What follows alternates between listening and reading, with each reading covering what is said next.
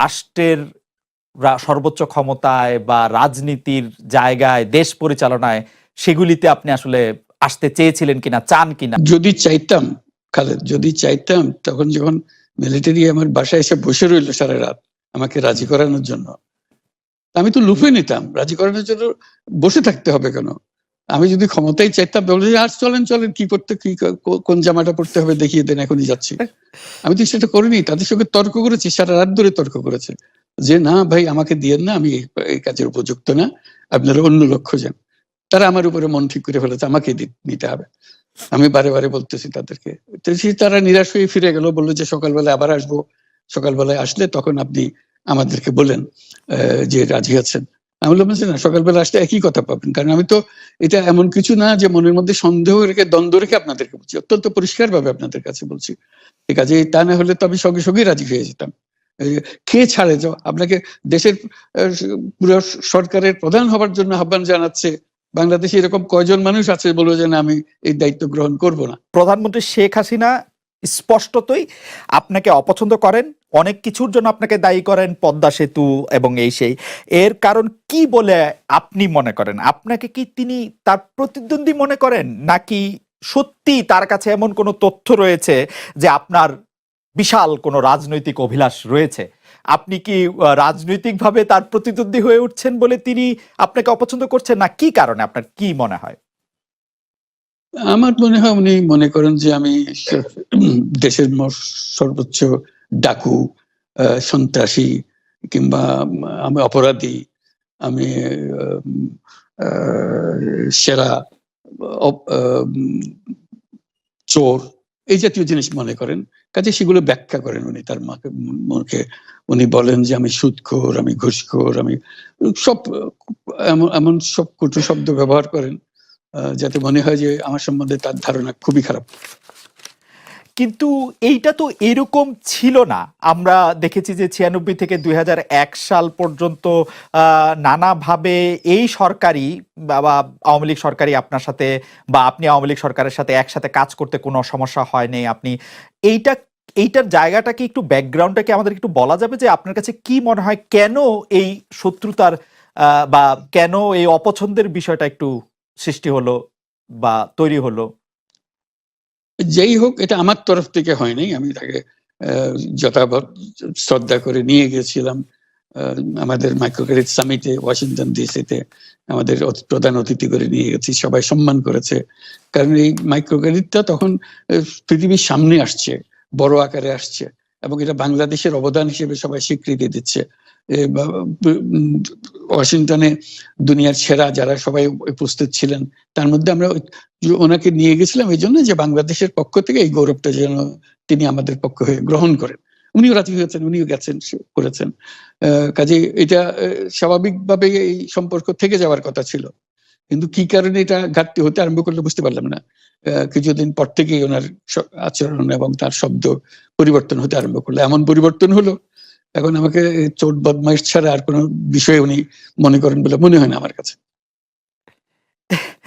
আসলে এটা নিয়ে কথা বলাটা একটু বিব্রতকরই, কিন্তু কেউ কেউ এটা বলে থাকেন যে বিশেষ করে যে 2007 সালে যে 111 সরকার আমরা যাকে বলি, তাদের যে বিরাজনীতিকরণের একটি চেষ্টা, সেই চেষ্টার মধ্যে আপনার অংশগ্রহণ আছে কিনা? যদিও বারবার বলা হয় যে আপনি আসলে সেই ক্ষমতাটা দখল করতে চেয়েছিলেন, অথচ আমরা উল্টা শুনেছি, আপনার মুখেও শুনেছি, যারা ওই সময় কুশলভ ছিলেন তাদের মুখেও শুনেছি যে আপনাকে আসলে অফার করা হলো, আপনি সেটি ফিরিয়ে দিয়েছিলেন। কিন্তু কেউ কেউ আবার বলে থাকেন আপনি একটা লম্বা সময়ের জন্য চেয়েছিলেন। এইটি কি একটা কোনো কারণ হতে পারে? এই ব্যাপারটি কি আমাদের দর্শকদের জন্য মানে বা ইয়েদের জন্য একটু আপনি পরিষ্কার করবেন যে আপনি আসলে রাষ্ট্রের সর্বোচ্চ ক্ষমতায় বা রাজনীতির জায়গায়, দেশ পরিচালনায় সেগুলিতে আপনি আসলে আসতে চেয়েছিলেন কিনা, চান কিনা, বা ওই জায়গা থেকে? যদি চাইতাম খালেদ, যদি চাইতাম তখন যখন মিলিটারি আমার বাসায় এসে বসে রইল সারা রাত আমাকে রাজি করানোর জন্য, আমি তো লুফে নিতাম। রাজি করানোর জন্য বসে থাকতে হবে কেন?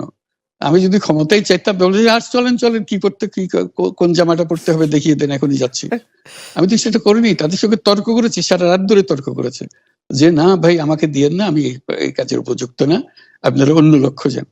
তারা আমার উপরে মন ঠিক করে ফেলেছে আমাকে নিতে হবে। আমি বারে বারে বলতেছি তাদেরকে। তো তারা নিরাশ হয়ে ফিরে গেল, বললো যে সকালবেলায় আবার আসবো, সকালবেলায় আসলে তখন আপনি আমাদেরকে বলেন যে রাজি আছেন। আমি বললাম যে না, সকালবেলা আসলে একই কথা পাবেন, কারণ আমি তো এটা এমন কিছু না যে মনের মধ্যে সন্দেহ রেখে দ্বন্দ্ব রেখে আপনাদেরকে বলছি, অত্যন্ত পরিষ্কার ভাবে আপনাদের কাছে বলছি। ঠিক আছে, তা না হলে তো আমি সঙ্গে সঙ্গেই রাজি হয়ে যেতাম।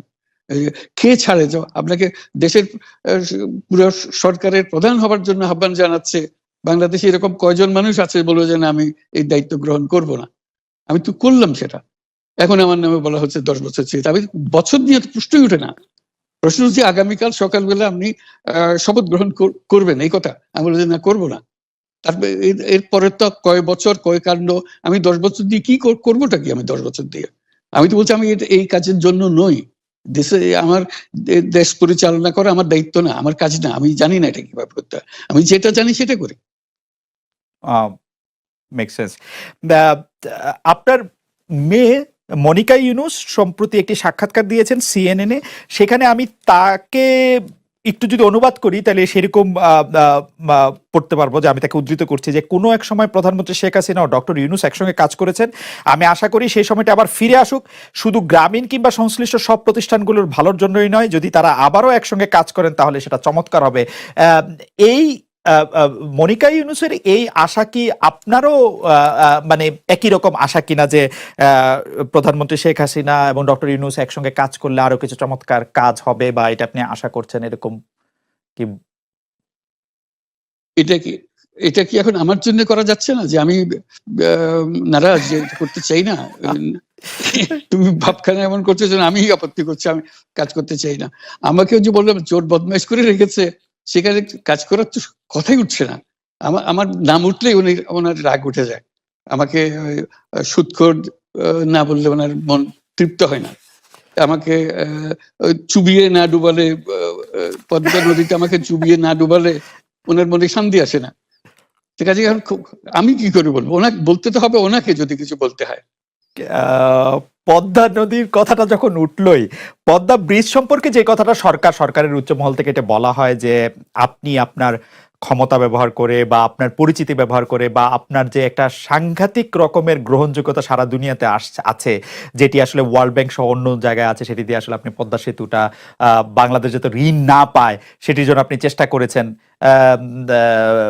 এই ব্যাপারটা নিয়ে কি আপনি একটু কিছু বলবেন, যে এটা আপনার বিরুদ্ধে একটা অভিযোগ? কি বলবো, এটা বলো, এটা হাস্যকর একটা কথা মুখ থেকে বলে ফেললো চোর ডাকাতের মতো, এটাও আরেকটা বলে ফেললো, এটাই সত্য হয়ে গেল। আমরা যে বারে বারে বিবৃতি দিলাম তখন এটা প্রশ্নই উঠে না। আমরা বাংলাদেশের নাগরিক হিসেবে আমরা গৌরবান্বিত যে এই পদ্মা সেতুর উপরে আমরা একটা সেতু বানাতে পারবো, এটার জন্য আমরা সবাই চাই। কাজে এটা তো বিরোধিতা করার তো প্রশ্নই উঠে না। কেন বিরোধিতা করবো? দেশে যে একটা বড় রকমের ঘটনা ঘটতে যাচ্ছে সেটা তো আমরা সবাই সমর্থন করেছি। তিনি বলেই চললেন। এখন একজনে বলতে থাকলে তো আমার করার কিছু তো নাই। উনি এত শক্তিধর যে এখানে আমার কথা তো কিছুই থাকে না। ওনার সব সরকারের যাবতীয় প্রচার যন্ত্র ওনার হাতে। আমার তো আমার গলার যত তীক্ষ্ণ। আপনি তো কথা বলেন না, বললে তো নিশ্চয়ই আপনার সাথে